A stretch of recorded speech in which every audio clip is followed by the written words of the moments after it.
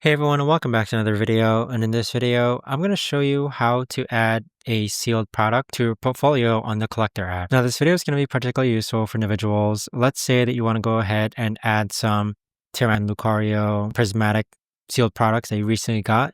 How do you actually go ahead about doing so? Now, this video is going to be short, sweet, and simple, guys. There's not going to be a lot of steps involved.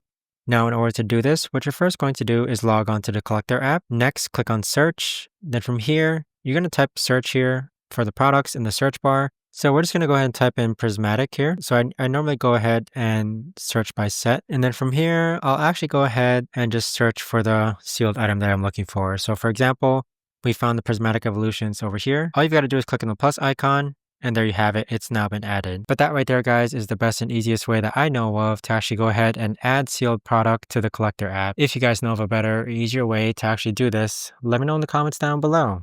I would love to know. Thanks so much for watching, everyone, and I'll see you guys all